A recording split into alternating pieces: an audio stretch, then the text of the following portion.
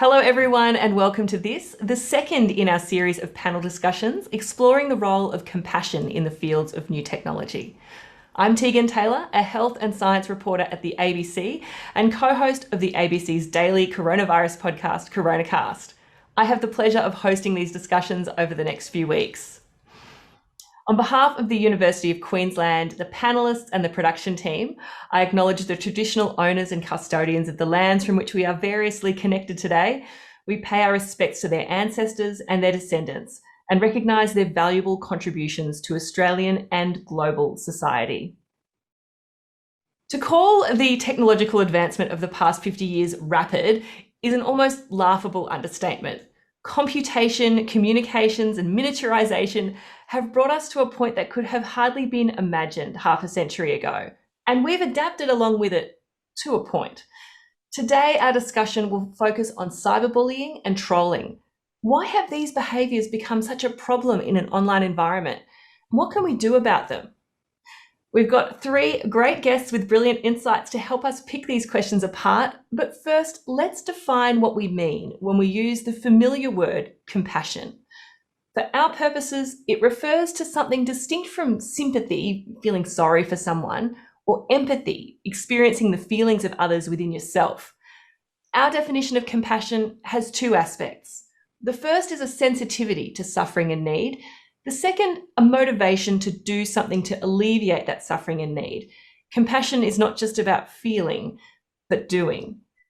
And now, our guests for today. My first guest is Ginger Gorman. Ginger is a multi-award-winning social justice journalist and editor-in-chief of BroadAgenda, Australia's leading research-based gender equality media platform. In 2006, she became the first member of the Australian Broadcasting Corporation to receive a World Press Institute Fellowship, and the following year won the National Press Club Award for Excellence in Health Journalism. In 2017, her series of articles on trolling published by the Fairfax newspapers were among the most read Australian stories of the year. Her best-selling book, Troll Hunting: Inside the World of Online Hate and Its Human Fallout, is a window into the mindset of trolls and the impact of social media on the way we live. Ginger, when you speak publicly about trolling, you often say you never meant to become a cyber hate expert, and in fact, it was an accident that you were thrown into that world. What do you mean by that?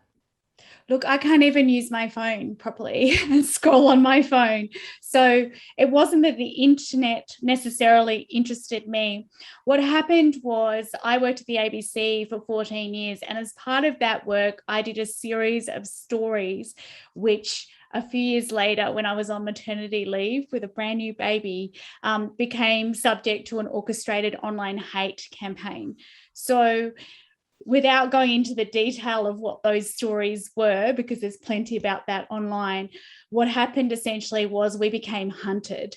So I remember, for example, being asleep or trying to sleep with all this torrents of hate coming in, and my little babies were asleep in the next room, and we got a death threat, for example, saying your life is over. And I'm from a family of Holocaust survivors. We got another instance where there was a picture of my family and death threats on this Nazi hate website. So at that time, no one really knew what to do. And I remember calling my boss at the ABC and asking for help. And he said, call the employee assistance program. And I was thinking, no, I need to know if someone's going to kill me or my children. So at that time, no one really knew what to do. And very similar threats, especially were coming into women journalists all around the world, rape threats, death threats, that kind of stuff. And so I suppose once the fear died down a little bit and the stalking and hunting got less, I started to ask these questions, who are these guys? And they are almost always guys. Why would you send someone you don't know a death threat? So I then spent years embedded in those really extremist, mainly white supremacist communities. And that's where the book Troll Hunting came from. So it was accidental. But what was interesting was once the book was released and I started speaking everywhere about it, people started writing to me and saying, you've used radical empathy, and I didn't know what that was. But it's a kind of technique where you go in really listening, trying to understand why is this happening, as opposed to using the traditional tenets of journalism. And a lot of journalists wrote to me and they were so angry that I'd left the tenets of journalism at the door and instead seemed to have some compassion for these young men, very much like the Christchurch killer, that kind of guy, that were doing so much harm. So, yeah, it's interesting. I've copped it from the trolls, but I've also copped it a lot from journalists as well. The fact that you were able to respond to that sort of level of hate with compassion is, I'm really impressed just on a personal level. I'm really looking forward to exploring this in more detail later. My next guest is Brian McCundy. Brian is an Australian Research Council Discovery Early Career Research Award DECRA Fellow in the University of Queensland School of Language and Cultures. He brings a transdisciplinary focus to the circumstances that affect the well-being of people in marginalised groups. It spans medicine, public health, and philosophy. His research highlights the importance of understanding the impact of institutions and informal social configuration on people's circumstances and what is owed to those served least well by society. So, Brian, we often think of modern technology as bringing uniquely modern challenges, but actually these are problems that humans have grappled with for millennia. Absolutely, Tegan. I mean, thinking about this topic, what first comes to mind for me is Plato's Republic, right? And in Plato's Republic, we get introduced to the myth of Gyges, the myth of the ring of Gyges. And what happens is one day there's a farmer, he's out in the field, and he happens to stumble across this ring. And he finds out by accident that if he turns it in a particular way, he can disappear. It sounds familiar, maybe. So, Guy just has this ring and all of a sudden he's got this superpower. And what does he do? He inserts himself into the palace. He seduces the queen and he plots with her to take over the kingdom from the king. They institute a coup and lo and behold, Guy just ends up ruling. And for Plato, this is a story about anonymity, right? And about one-sided relationships. The point he's trying to put across is, given anonymity, the claim that he makes is, given anonymity, our worst impulses are likely to rise to the surface. I think it's a really interesting frame through which to think about the question of cyberbullying and trolls, especially if you also start to think what your position is on regicide, right? Like for some people, depending on who the king is, Guy just is either a villain or the hero of the story. Oh, wow, there's a lot of themes coming through there. That's so interesting. So I suppose in the ancient world, you could be anonymous because no one had seen your Facebook photo before. But on the other hand, you were there in physical form, whereas we have more and less anonymity these days in different ways. Absolutely. And that's a really interesting point, because does the internet offer the possibility for anonymity, or does it offer kind of hypervisibility? And how is that anonymity and hypervisibility distributed, right? Which groups of people are able to tap into a kind of anonymity, which actors are more likely to be made hyper visible and to be hyper surveilled as a result of it? These are all really difficult questions for us. I can't wait to dig into this more. My third and final guest today is David Harvey. David is a district court judge, educator, and award-winning academic in the field of information communications technology. His involvement with the New Zealand Court on Information Technology Initiatives began in 1990 and has continued to influence his academic writing. As a consultant to the Law Commission, he helped shape New Zealand's Harmful Electronic Communications Act of 2015, which aims to prevent and reduce the impact of online bullying, harassment, revenge porn, and other forms of abuse and intimidation. As a young man, David Harvey came to fame winning the New Zealand Mastermind, going on to win International Mastermind the following year, And you'll love his specialist subject. Based on what Brian just said, it was The Lord of the Rings. David, you're one of the architects of New Zealand's Harmful Electronic Communications Act. What prompted that for you? I'd been involved in computers and law from the late 1970s and into the 1980s, using computers in legal practice. And then once the internet came along, using computers for research purposes and access to legal information and matters of that nature. One of the early initiatives, in fact, was an Australian one, the Australasian Legal Information Institute, which provided legal information online, and something that we were very enthusiastic about in those days. Then, as a result of my work on courts, I became interested in the utilisation of computers for the judiciary, and the whole way of integrating a new technology into the cultural milieu, if you like, of the law has been a fascinating one for me, and it resulted in my doctoral studies. I was invited to participate in the Law Commission's studies about new media and news media and the regulatory frameworks that could be put in place there, mainly on a consultative basis. And then when there was some interest in developing the Harmful Digital, not electronic, Harmful Digital Communications Act and dealing with the problem of cyberbullying, I was involved quite deeply in that particular study, which resulted in the legislation that we have now. And it's been very, very interesting to see the way that that has developed and how it has fulfilled, or perhaps not fulfilled, the objectives that we thought it would, and how it has worked and not worked, and some of the unintended consequences that have come through from that particular piece of legislation.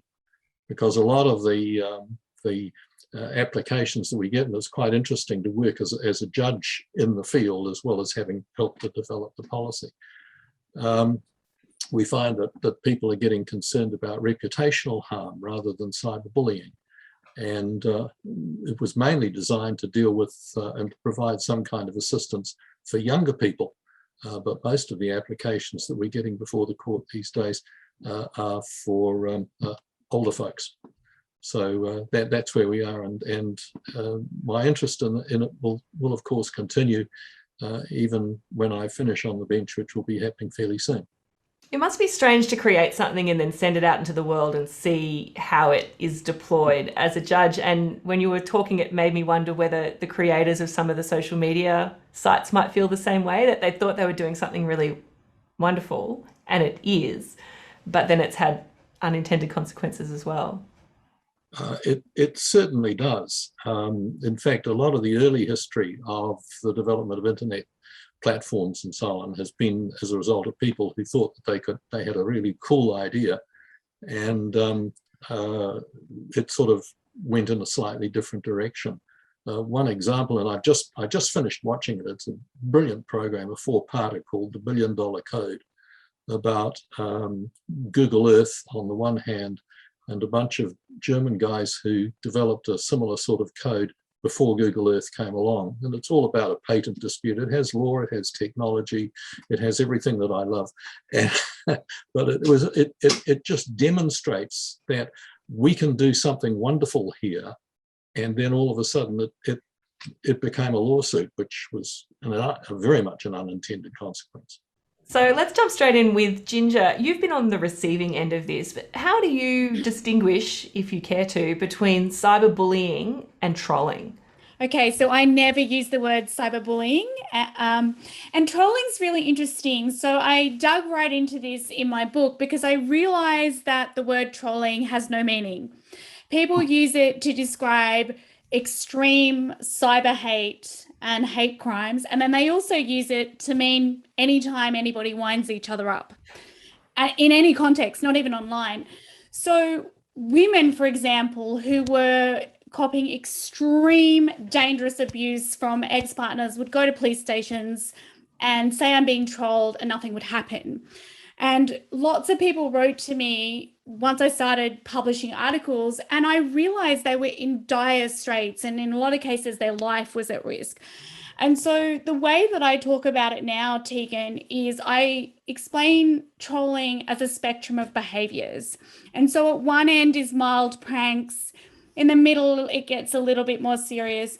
And then at the extreme end is what I call predators trolling. And that is stuff like the Christchurch killing and many other incidences, high school shootings and so forth that I've written about, which are intricately linked with these behaviors. So yeah, I don't use the word cyberbullying because I think it's confusing. I think, as David suggested, it's often intimated that it's children, and in most cases that isn't true, and it's minimizing. So the language is really important then to you in terms of people getting help. Absolutely. Like, I was trying to understand, how can I delineate that someone is about to get killed or has been killed, or there's a grave danger to them of assault from a former partner, as opposed to me just winding up a friend online. You know, like the most classic form of trolling, which some of you will have come across, is what they call a Rickroll. And Rick Astley actually credits this with reviving his career. It's when you accidentally click on a link that you think is going to be something serious, and it's Rick Astley's song, Never Gonna Give You Up. Like, it's funny, right? I was going to say we should play it, but we don't need to now because we've sung it. Well, like, even the White House has done a Rickroll, right? You know, it's hilarious. I mean, there's absolutely no problem with that. We all need to laugh now and then. That is very different from the kind of online incitement where someone ends up going into a school with a gun and shooting people, or the Capitol riots and so forth. I could go on and on, but we really need to distinguish in our minds that this is not one behavior. So David, I mean, the law is always often about precision and using the right language. Is that something that resonates with your experience? Yeah, it is. I mean, the legislation doesn't mention cyberbullying at all. The legislation deals with communications or electronic communications, digital communications that are harmful. That means that the communication itself must cause serious emotional distress. So that covers that's a very, very wide range, very wide compass.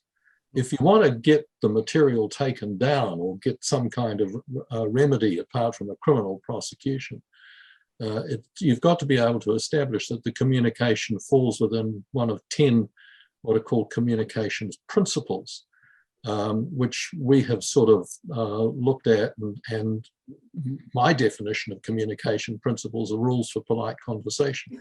But once you've got a breach of a communications principle, like, for example, the material might be untrue, or it might denigrate, or it might demean somebody on the basis of some physical or racial characteristics or something like that, there's a communications principle issue. Has it been harmful? Has it caused serious emotional distress? And that's a very, very wide concept.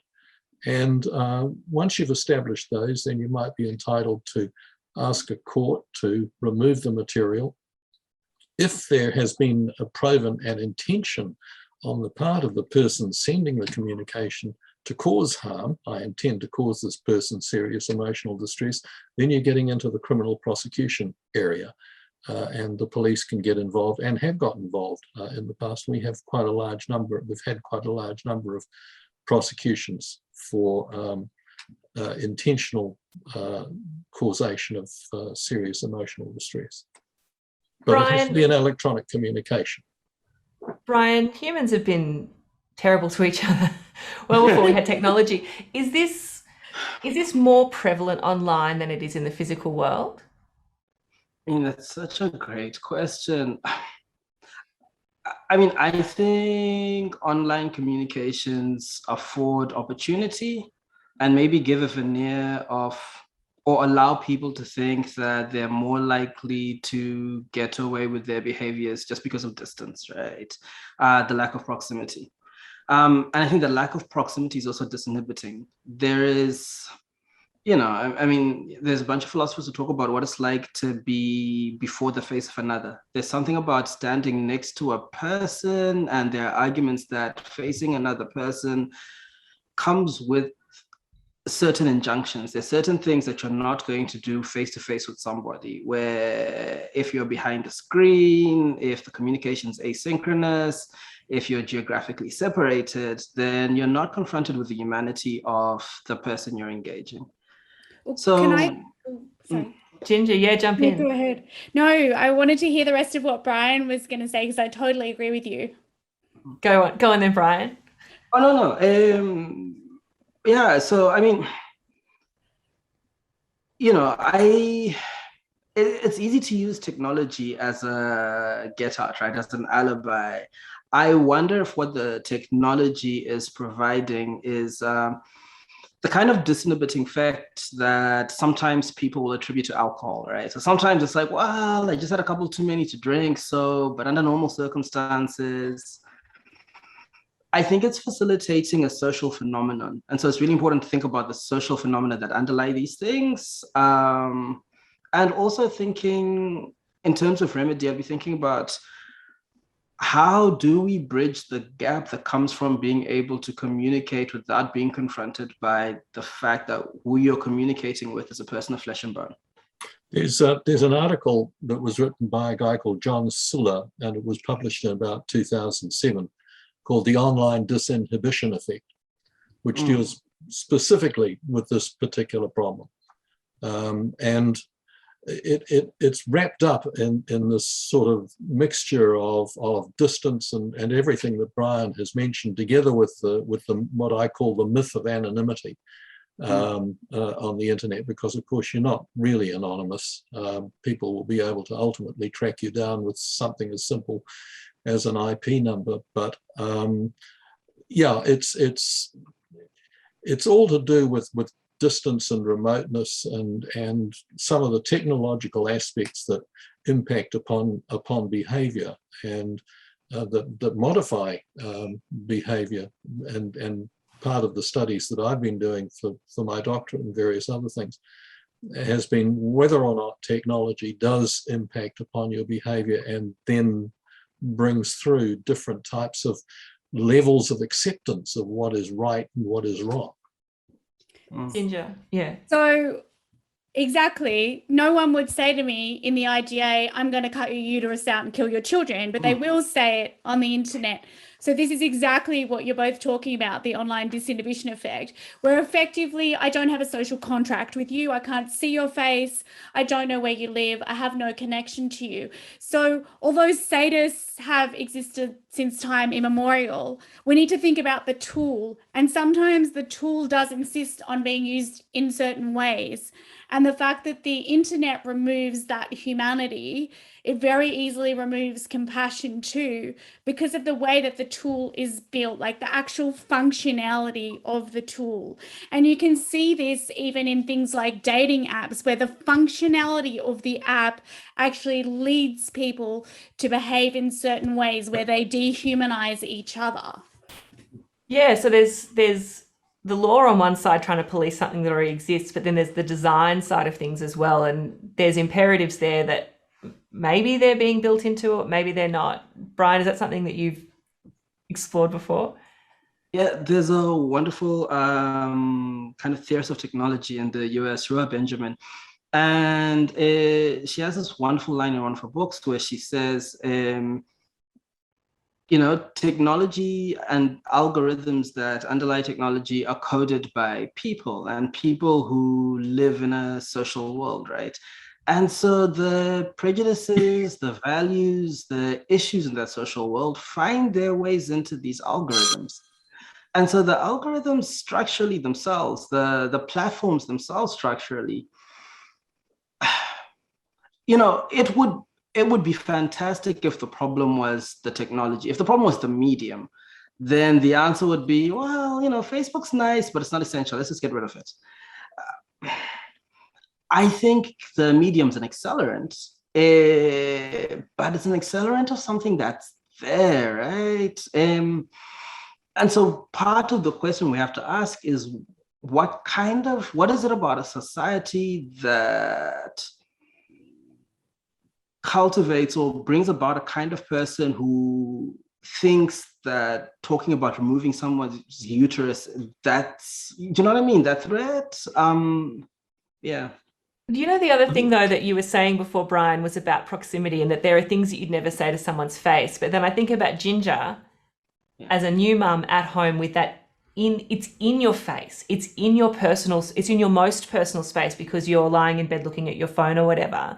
Like, what kind of effect that has on you? Like, Ginger, what was that like for you? I mean, the thing is, there's this idea that the internet is a fairyland and it's far away and it's virtual. So the fact we even say virtual is ludicrous, because if you are in the middle of a huge cyber hate event, and obviously I've been in the middle of it, but I've now interviewed so many people whose lives have often been destroyed by this stuff. You know, it's absolutely ubiquitous. It's everywhere. It's following you everywhere. Like, you don't know, is this person that wants to kill me and my kids and my husband in the next room, the next street, or are they overseas? And indeed, we've got examples, I've written about examples where people are hunted. You know, like the journalist Catherine Devney, when she made those Anzac Day comments a few years ago that was so controversial, somebody doxed her. So they put her details online, and then men turned up to her house in the middle of the night. And actually, the counterterrorism police were amazing in Victoria. They're often not amazing, the police. They often don't understand how serious this is. But yes, it's everywhere rather than nowhere. And I think that's been really hard for people to grasp, that yes, the harm might start online, but it becomes very real life, which we saw, you know, like in the Christchurch killings, in the storming of the Capitol buildings, in many other terrorism acts I've written about. David, could I come in on this? Because there was something that Brian said that really interested me. I think the problem is the medium. And the reason that I say that is because of the very opaque remark that Marshall McLuhan made in the 1960s, where he said the medium is the message. And a lot of people are sort of worried about that. There's no need really to worry, because the thing is that once you really understand the medium, then you can understand what it is that the medium does that codes, if you like, code is probably the wrong word, but that impacts upon the message and the way in which it is delivered. Elizabeth Eisenstein used McLuhan's theory when she wrote about the impact of the printing press back in the 1500s, where she said, well, look, you know, if we look at the printing press, there are a whole lot of properties that it has. It isn't just a question of printing books. That's the easy part. You know, you've got the fact, what's happened here? We've got dissemination. We've got identical materials, standardization and so on, which didn't exist in the manuscript culture.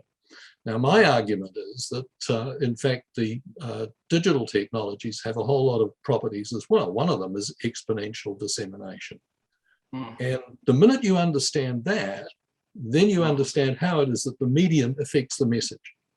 Just from, that's a fairly simple example. And one of the arguments that I have is, if you are going to regulate here, forget about the content. That's at one level.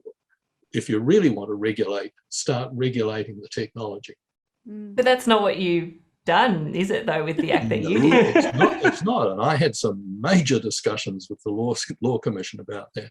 And I mean, sure, the Harmful Digital Communications Act is content-based. It is solely content-based. And that's one of the problems. That is one of the problems. You've also got to ask the question about what is technology? So there's an idea that technology is neutral, and Brian alluded to this a while ago. But when women write to me, their lives are under threat and they're being subject to extreme misogyny online. So beheaded women in their inboxes and these rape threats and death threats, and it goes on and on and on, you know, harm threatened against their children.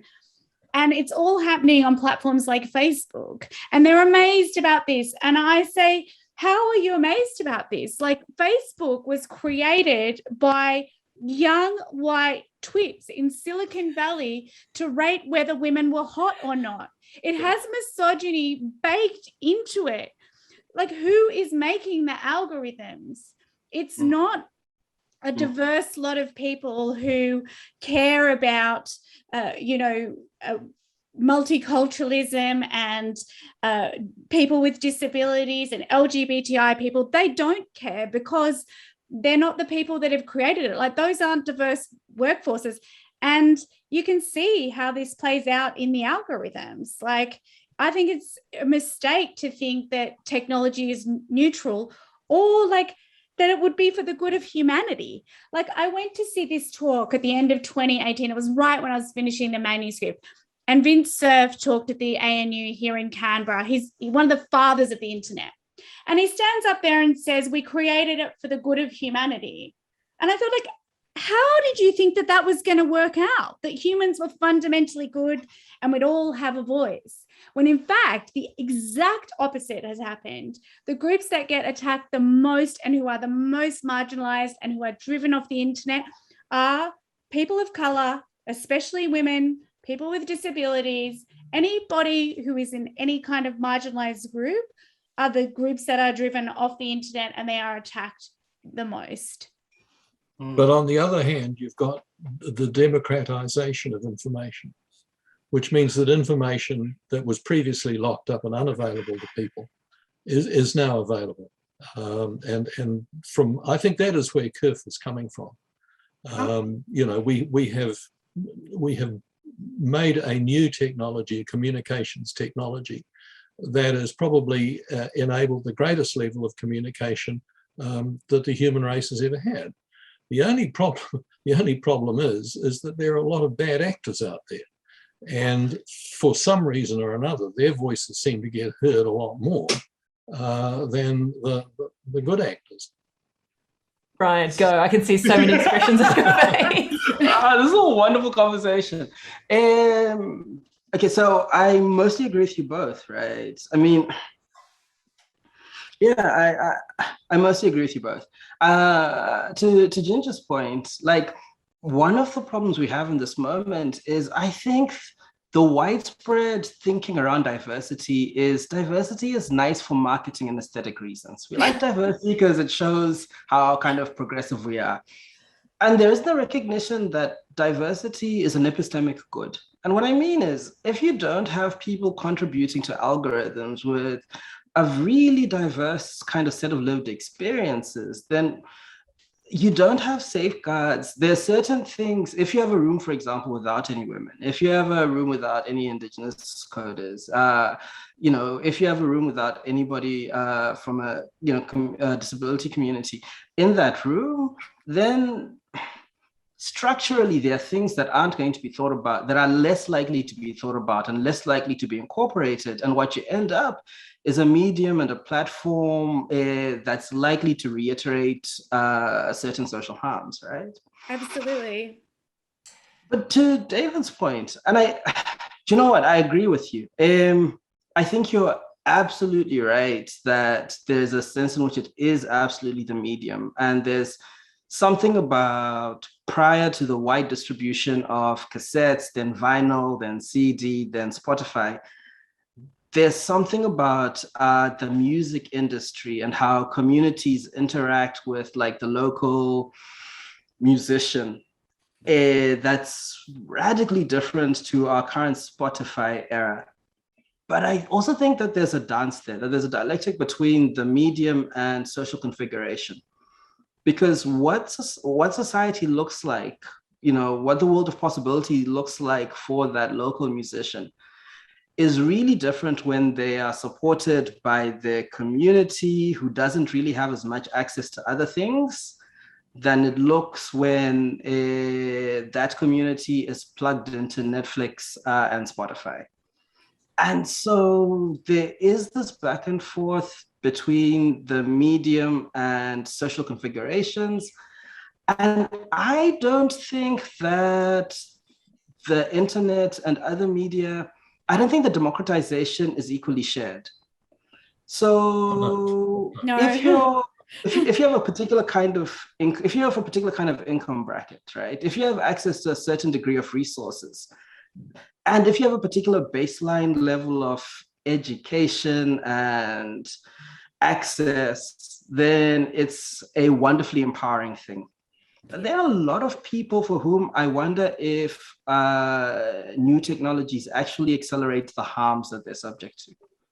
It's so interesting that you raise that, where next week's talk is actually about compassionate AI and talking about design and that sort of thing. But with trolling, we're not going to call them bullies, with this harm that's happening, Ginger, this whole idea of radical empathy and then this series being about compassion, well, what led you to that? How do you even start that process? So I guess being a journalist for a long time, there's a lot wrong with journalism. I'm not a journalism evangelist at all. But one of the things that's really broken is this idea of a false binary. You've got to have a right and a wrong, and we're holding people to account. And there was some really interesting research that came out of Cardiff in the UK, just saying that this is failing and this mechanism, especially with things like climate change, is failing. So I started to really think about that and think, we're not getting the stories out we want. We're not hearing the voices we want. We're doing this wrong.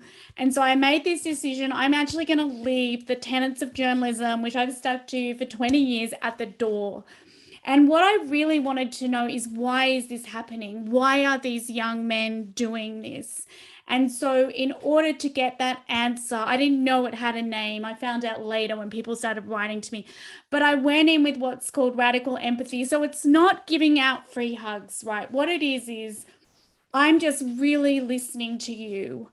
I want to know, why is it that you are actually doing this? Come and talk to me. And it doesn't mean you let them off the hook or you don't hold them to account. But what happened when I did that was absolutely extraordinary. Like, these young men that were so angry and so destructive began to trust me. And then they told me different stories that they had never told anyone. And then I got to the root of it. Like, I got to really understand, why is this happening? Because I think we can't whine about being cyber hate victims without wanting to work out how to change it. And so it's like, do you pull the weed out from the top or do you pull it out from the root? And if you want to pull it out from the root, you have to understand it. So yeah, it was a kind of a complicated process. It was very harmful to me in a kind of way, because I was very close to so much damage. But so, for example, one of the things that they told me that I could not have understood any other way is that these kids that are doing these behaviors, they come from really screwed up homes. They come from really neglectful, violent homes. And from the time they're about 10, 13, they're completely unparented. They are left alone on the internet, often not even fed, lots of violence in their home, that kind of stuff. And then they're sitting on 4chan, N-chan, Reddit, like the cesspits of the internet. They're imbibing white supremacy, they're imbibing misogyny, they're imbibing all these ideologies, and they get radicalized into those ideologies. And then I don't think you can be amazed that those kids are spat out as violent predator trolls a few years later. So that's an answer we never had before, and it only came through radical empathy. I'm not advertising it because it gave me PTSD. It was a very damaging experience. But yes, it's an approach that changed them as well. Like, some of them became a lot kinder, some of them stopped trolling. Like, we had different outcomes that you would get from traditional journalism. Right. So there's something systemic that's feeding them in the online space, but also in the offline space. It starts very young. And this is what I was saying, like, these are our children. These are kids. These are little boys, like 10 years old. Like, I've got an 11-year-old girl. I was imagining her like in that situation. So like, we as a community have a power to then intervene if we know that that's happening. You know, if we know that that's how the kind of dudes that do those violent crimes start out. And so how do we, so like David is legislating the answer here? Yeah, legislation is pretty much a blunt instrument. It doesn't have a lot of nuance, and it's pretty binary. You did or you didn't, and there are always a whole lot of elements that have to be proven, and you've got proof beyond a reasonable doubt and burden of proof on the prosecution and all that sort of thing, which are fundamental elements of our Anglo-American criminal justice system. And then, you know, at the end of it all, there's a sentence to be passed. And sort of feeding into all of this, you get calls like, you know, I want justice. What do you mean? What do you mean by justice? You know, justice for whom? For me, justice is the process. For you, justice might be retribution. Doesn't that sort of, you know, turn the whole thing upside down? Yeah, as I say, the law is a very blunt instrument. What you can do is that you can say, if you're going to legislate for something, this is permitted or this is not permitted. This is the bottom line for your behavior. You will find that the majority of people will accept that. There'll be a minority who won't. And that's the way that you deal with it. But you're sending a message out to the community saying, this is the way that it should be. And most people will stick with that. And they will accept that because that's what the legislature says, that's what the majority says. Great. But in terms of providing a complete solution, no, it doesn't. Brian, your research looks at people who are underserved. And going into this, I think I was thinking about people who are victims of this online targeted hate. But from what Ginger's saying, it's probably also the perpetrators. How do we help? It's hard. It's hard. Why don't you give me answers, man? I wish. And thank you for that, Ginger. I mean, you know, moral consistency is really important. So I was thinking about my 11-year-old, right? And to the same degree that I want society to be attuned to the humanity of of an 11-year-old little black boy, I think it's important that society be attuned to the humanity of 11-year-old little white, child as well, right? So, what's difficult is the current distribution of compassion kind of flows along predictable lines. So the same child can engage in the same activity, and we can tell in advance whether they're going to be framed as a proto-terrorist, as a proto-gang member, or someone from a difficult background grappling with some psychologically really difficult issues. Same act, 3 different children based on who they are and where they come from. And I think in that context, the reflex to be like, let's just cancel, let's not give any time to this white child, or worse still, this white grown man who's behaving like this because things have been hard. I can understand why there is a reluctance to be compassionate in those circumstances, coming from people who kind of systematically haven't had the benefit of very much social compassion. At the same time, right? At the same time, I don't think there is a carceral solution to this, And Mariam Kaba's work on abolition is really, was really helpful in informing my thinking on this. But I just don't think there's a legislative solution to not even public morality. I think it's sociality, civility, what it means to be a community. And so, on the one hand, while I think it's asking, I don't think I could be as generous as Ginger is. I also think in terms of social policy, there's an absolute need to make sure that all communities are served really, really, really well, that we invest in families, that we invest in childhood, and that we don't think of kind of family and social policy as an ethnicized thing. And that we kind of, social cohesion can be scary, creepy, the government taking over everything kind of thing, but it can also, but just basic civics is something that we need to grapple with more than we currently do. What about in the online space? So there's things that we've got to do as like preventative measures. And Ginger, I'm really keen to get your thoughts on this, because you hear all the time, I hear all the time, don't feed the trolls. Like, someone's being mean, just ignore them. And it is easier sometimes to just walk away and ignore it. But I often wonder whether that's actually the best way of seeing change. This is like another hour-long discussion, Tegan, because I have a lot of thoughts on this, and I've written for the ABC about this. But okay, so trolls are sadists. That's what the academic research shows. So there's really interesting research out of the University of Manitoba and the University of British Columbia that shows that trolling correlates with the dark tetrad of personality traits, right? So it's narcissism, psychopathy, Machiavellianism, and sadism.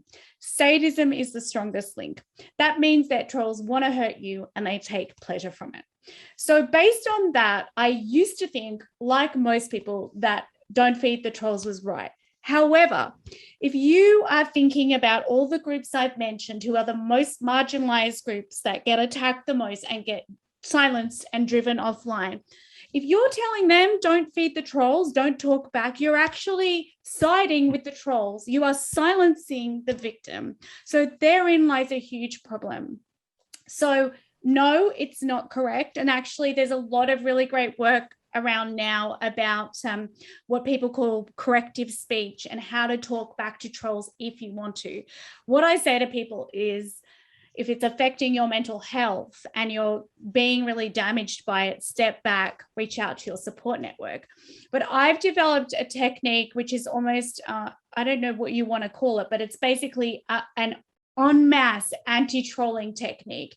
And I often do it, especially for people who are marginalized that come to me. Brittany Higgins, who is a sexual assault survivor, I did it for her recently. What you do is essentially go in as a bystander, like a kid would in a playground, like we teach our kids, and you give them a massive show of support. So you amplify their voice, you give them more followers, you tell them how great they are. And it's exactly the opposite of what the trolls want. They want to minimize the person and make them quiet, make them go away. What this does is makes this person a lot bigger.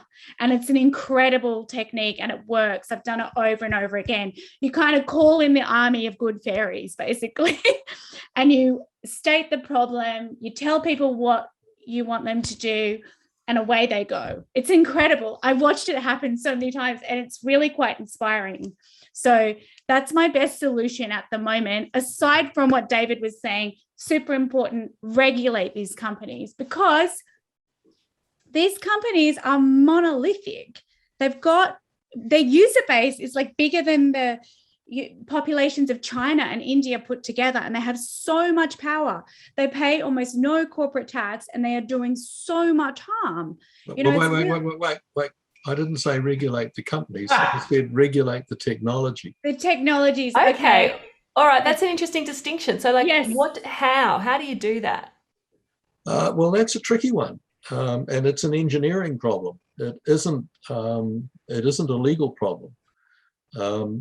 You know, you can say regulate Facebook or regulate Google or regulate Instagram or something like that. You're still dealing with the content layer. You need to drill down, get to the technology layer. What is it about the technology that is allowing these organizations to do what they've done and to enable bad actors to do what they're doing? So what is it about the technology they've got to do? So you've really got to sort of drill down to the backbone and say, how are we going to regulate this? And this raises all sorts of horrible issues, because this is the most wonderful communications medium that we've had, bar none. And then all of a sudden you're getting involved in interfering with the ability for people to engage in freedom of expression. Now, we could be debating this one all night, but that's the problem. That's the problem that you have. But as I say, it's the technology that you really need. You know, the way that it works that you need to alter. The switches need to be changed, and for that you need to talk to people in the Internet and Engineering Task Force and the Internet Society and the engineer folk. Brian, then Ginger, I think. A radical proposal, though. I mean, if we think about it, right? I can't get my head around it. If we think about it, what most of us are willing to do is bear ourselves before on platforms which are ultimately which exist for the benefit of a small number of shareholders, right? These aren't public utilities. These are private companies. So we're willing to, in a sense, strip bare, bring in all of our friends and family, being immensely intimate to the financial benefit of a small number of people. I mean, and if what we were getting in return from that exchange was unmitigated good, then maybe, right? But given that it's not unmitigated good, and given that these platforms aren't the only means of communication available to us, what about a radical divestment? Like, why not leave the big social media platforms? Ginger? Well, I mean, I know just personally, I can't actually get off the platforms because as a freelance journalist, you have to for your job. And often you're told, for example, you'll be paid more if you have more followers and so forth. And a lot of stories are sourced online. So it's a very complex relationship. But I was just going to put my oar in about free speech because it drives me bonkers, like this far right narrative that we must have absolute free speech online. Why? Why do we need absolute free speech? If I walk down the street and I'm sexually... Ginger, I don't think I used the word absolute. No, I wasn't suggesting... What a judge. He's like, no, the word that I actually used. No, I wasn't referring to you, David. I was just saying on that note of free speech, because if you look at the way our politicians talk about this, right, there's a hysteria around we must have absolute free speech on the internet. And I cannot understand why, because we don't have absolute free speech anywhere else in our lives. Like no one can sexually harass me at work. No one can bully me at work. No one can threaten me at the supermarket. So it's really hard for me to understand why do we not accept this in civil society offline, but we are prepared to accept it online. I just don't think that's reasonable. And I think the same safety guards that apply offline should apply online. And just before I want to say one more thing about kids, which we were talking about earlier, which is the e-safety commissioner, Julie Immengrant. She's really interesting, the Australian e-safety commissioner. She used to work inside Twitter and inside Microsoft and inside a lot of these techs. And now she's our e-safety commissioner. She's all about teaching kids digital resilience. So she says these technologies, like David has mentioned, washed over us so fast that we don't actually have social norms online yet. And so when it goes back to compassion, like I'm always teaching my kids, you have to be kind, and you also have to be kind on the internet. And here's how to do it. So some of these things I think are not so much legislative as social. Like if we want to breed compassion online, it also has to be offline. Like misogyny, all these ideologies like David and Brian have both said, like they existed before the internet. So we've got to be the person offline that we want to be online and vice versa. Yeah, it's interesting you say that because the Harmful Digital Communications Act, in fact, is an example of what I call internet exceptionalism. It governs behavior as far as the internet is concerned and says this behavior is illegitimate, whereas the behavior might be legitimate in the real space. You gave the example earlier, Ginger, about somebody coming up to you in a supermarket and making a ghastly threat, which of course would be criminal in any sort of sense. But you can say terrible things to people face to face.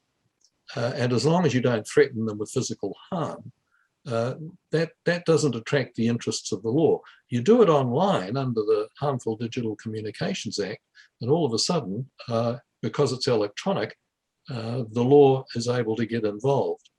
It's an example of the moderation of freedom of expression because, you know, the old argument, of course, is where you've got a right, you've got a responsibility.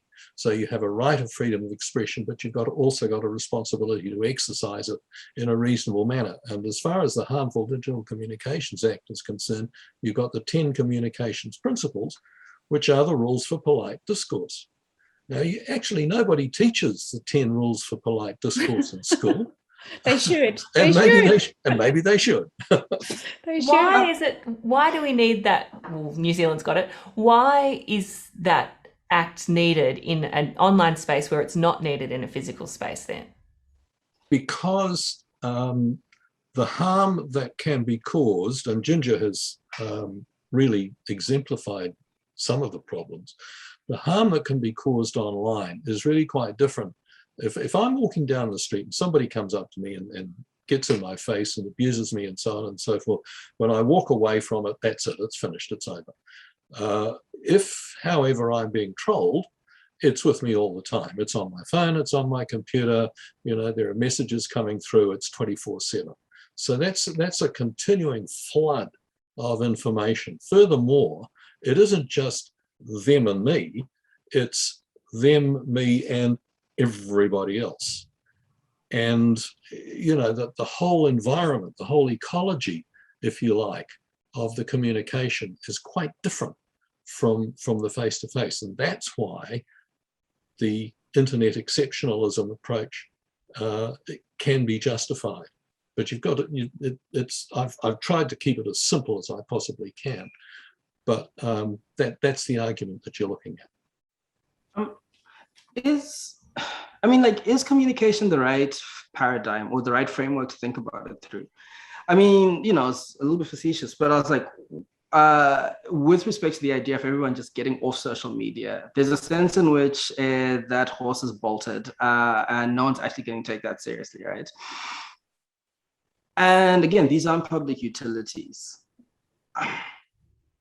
I mean, when we think about public utility, when we think about, say, how we understand policing, how we understand the provision of healthcare, how we understand education, there's various degrees to which private actors and private enterprises can play a part, but there's also an understanding that there's a social good and there's a need for governmental oversight, you know, if not, in fact, government operating those fields, right? I mean, what are the prospects, given that the idea of people fleeing the internet and social media is off the table? What are the prospects for beginning to think about things like Facebook and Twitter and Google and so forth as public utilities that ought to be governed with kind of like a commons frame of reference? Yes, the Maurice Blackburn, the social justice law firm, has been arguing for basically a piece of legislation where they would have to keep the public safe. So they had a public duty of care. And I personally love that idea because, I mean, it's really interesting to think about other companies. Like, would you accept a car company that just refused to put seatbelts in their car and people were getting killed? No, you wouldn't. I mean, it's bonkers that you have these private companies causing such grave harm. And then there's this hysteria about legislating them, this real resistance to legislating them. So I agree with you, Brian, to a huge extent. And the other thing, some scholars and some lawyers, social justice lawyers, are arguing for is that these companies be broken up, that they have too much power and they have too much power in these public areas that Brian's talking about, and that essentially we should do what Teddy Roosevelt did in the 1800s in the United States, which is break these monopolies up, because they can't have this much power over public life and be doing this much harm without any consequence. Well, interesting, the comment that in England there's some online safety legislation that's currently before Parliament. And one of the interesting concepts that is in that legislation is to impose a duty of care. Now, the minute you start talking about duty of care to lawyers, you know, there's all sorts of interesting. Yeah. Oh no! It's great. It's we've got weeks of discussion about the duty of care and causation and all of that sort of stuff. But the minute that you start imposing a duty of care, then, you know, all of a sudden, these multi-conglomerates have to start thinking about how they're going to manage that, how they're going to fulfill that. And they can't say, well, you know, sorry, we're not here, because of course they are. You know, we're in Ireland. No, you're not, because the message is beamed into wherever it is, Australia or New Zealand or whatever. So the duty of care becomes a worldwide thing. And that would be one way of doing it. That'd be amazing. The other way of looking at it is, you mentioned about regulating Google and so on and so forth, and the public utility concept. How do you get your internet? Who is your internet provider? I know mine is Vodafone. And are we allowed to mention brand name? As far as I understood it last, Vodafone was a public utility. It's a publicly owned company, and it's subject to the provisions of the telecommunications legislation, a whole lot of other stuff as well. So, you know, that's worth thinking about.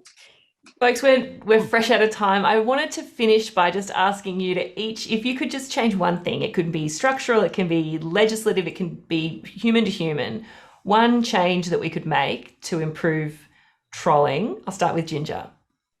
I just want exactly what we've been talking about, which is the legislated duty of care. Brian?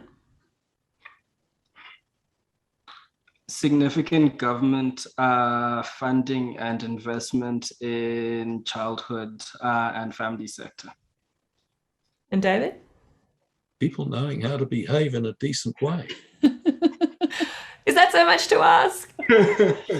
Thank you so much to all three of our panelists, Ginger Gorman, David Harvey, Brian McCandy. What a brilliant discussion. Thank you so much. Thank you. Thank you. That was fun. That's it for this week's discussion. I hope that you'll join us again next week when we're going to be exploring what it might mean to live with compassionate machines. We got a bit of a preview of that this week, but my guests then will be the author of Technology and the Virtues, a philosophical guide to a future worth wanting, Shannon Vallor, co-lead of the University of Queensland's Trust, Ethics and Governance Research Hub, Sarah Kelly, and the president of the Compassionate Mind Foundation UK, Paul Gilbert. That's it from Compassion and the New Technologies this week. My thanks, as always, to our production team, Alistair Foster, James Kirby and Pascal Berger. I'm Tegan Taylor. See you next time.